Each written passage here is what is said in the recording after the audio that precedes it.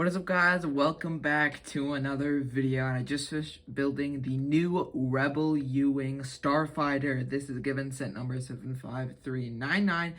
Has 594 pieces, retails for $70 on May the 1st of 2025. This set has 4 minifigures, so I'll start with those. So I'll start with Cassian Andor, and again, this is supposed to be based on Andor Season 2, not Rogue One. But before I get into the actual minifigure here, the Lego actually included a second hairpiece, which is pretty cool to have a second hairpiece. I mean, it's not really that cool, but it's a mistake from Lego, I guess, but I guess a good mistake. Rather than missing a piece, they included one more. So nothing really bad about that. But as far as the figure goes, it comes with a pretty generic blaster. It isn't, at least it's not just a regular short blaster or long blaster, so it's cool to kind of break it up with the set. Doesn't come with any printed arms, but I don't think they're needed from the figure. It does come with some pretty nice subtle printed legs there, and a pretty nice printed torso as well. So very nice figure, very accurate. When I first look at it, definitely reminds me of Andor Season 2. Of course, I don't think the outfit is shown up yet, but it has in the trailer. So we do get two faces here, one with like a smirk, I guess, and the other one a little bit more serious here.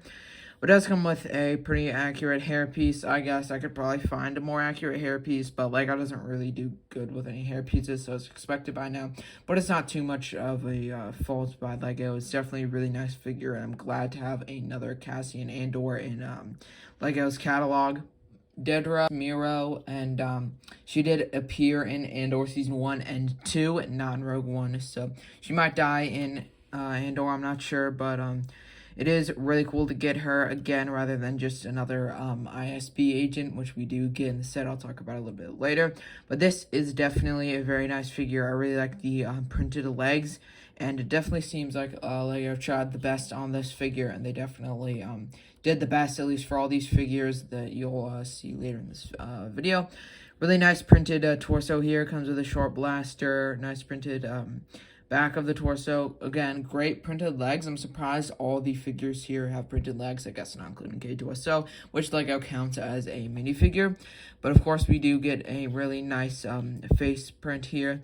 Does have a double-sided one. I'm not sure if this is exclusive to him or to her, I guess, because technically it wouldn't really be anything specific, so it might be used in another set. I don't know, but it looks like pretty new to me.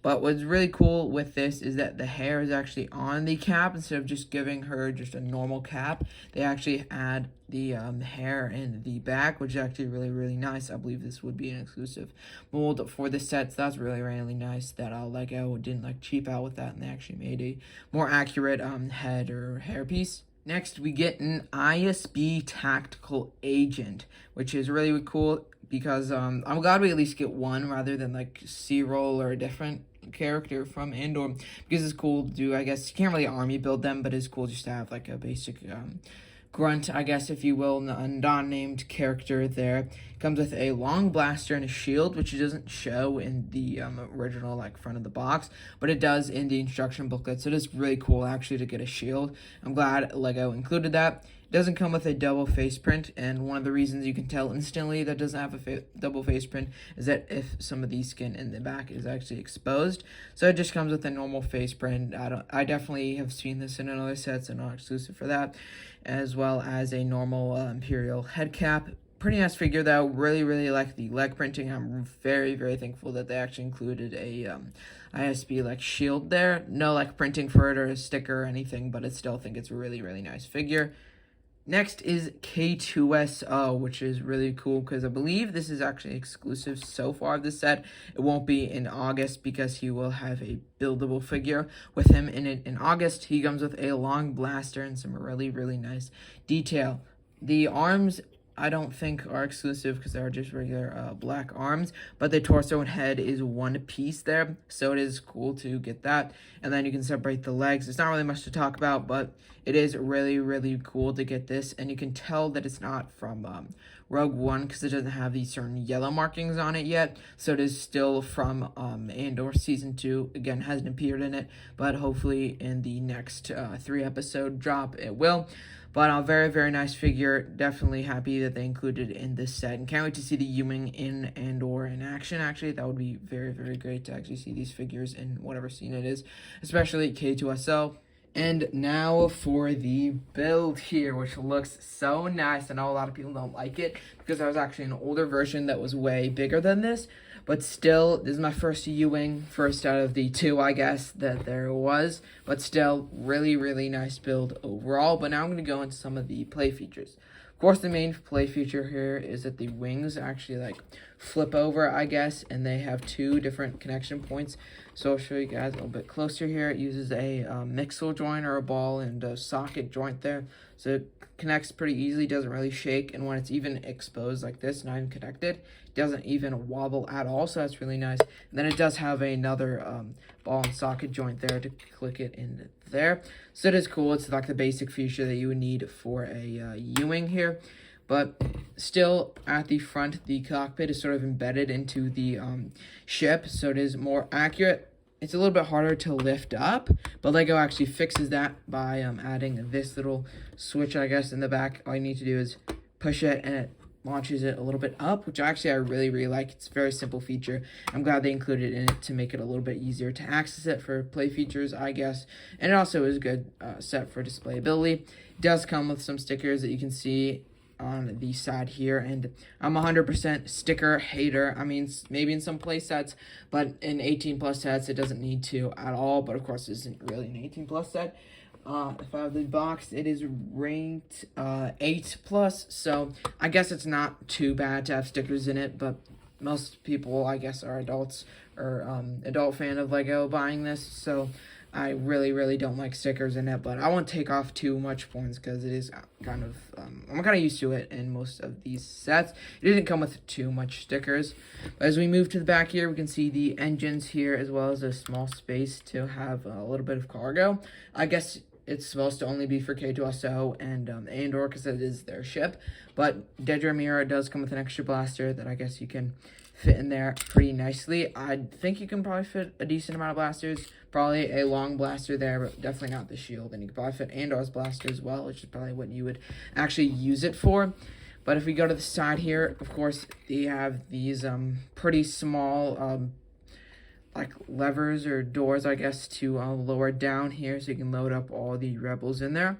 And I really like the glass detail. Added a fun little technique. So these doors are a little bit small. I don't like how, I mean, I kind of like how it's tight here, but it has a ball and socket joint because that's probably my favorite connection point because it's probably the strongest and can't really break like a clip and a bar can, and it's sort of like lined up straight so it won't like move around and it will just go up and down. So they're all pretty small doors, but the door design I love. I think it is pretty accurate, as accurate as they could get it. It was pretty fun to build.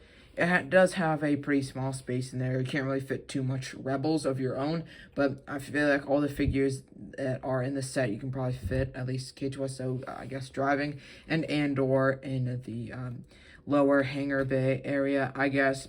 But if you move to the front here, there is this lever, not a lever, but I guess cockpit, below the cockpit area where you can just like put it down. I guess you could put some blasters in there. It is see-through though, and I don't think it is actually meant to be for that because there is a smaller compartment in the back. But that is there, I guess, if you want to put something else in there. But of course, it has to have flick fire missiles. There's two of those at the front, launch at the same time. You can probably see it is a little bit, this piece is a little bit higher than what it's supposed to be. So then you can press it down and launch the spring-loaded shooters through the where we're trying to shoot at. So it is pretty cool. I guess they include it because I guess it is supposed to be a play set, but prefer it to be display, of course. But when you display it, it does kind of look weird without the red in there. I really don't like how this piece is just higher than the rest. So it does look very weird with them in and very weird with them not in. So I'm very divided on how I should display it, but I'll probably end up keeping them. But I don't like usually keep spring-loaded shooters in there because they usually might fire off, and they can fire actually pretty far and maybe knock something over. So I usually take them out when I display it, but still I feel like removing them would be the best because of this little indent here. I feel like they could have made a different way to shoot it. Like maybe below they could have added like a little pushing thing somewhere to make it fire off, but it kind of sucks that it like sort of ruins, I guess, the aesthetic or look at the build. It's not too bad, it still flows pretty good, but it just kind of triggers me, I guess, that there is a little bit of this up there. So it's gonna kind of feel weird on display if you look a little bit closer, but overall, a really nice set. So overall, I would probably give this a 9 out of 10 because I know there's a lot of flaws, very small doors, very small like hangar bay area, but it is only $70. I know the price per piece doesn't match up too much because it is $70 and there's about 600 pieces in it, so it is a little bit off, but the figures definitely make up for it. Definitely not perfect figures, but definitely above average figures, and I really liked the building process. It was pretty easy and fun, and overall it's a great playable set and displayable set. Hope you guys enjoyed. Have an amazing rest of your day, and may the force be with you.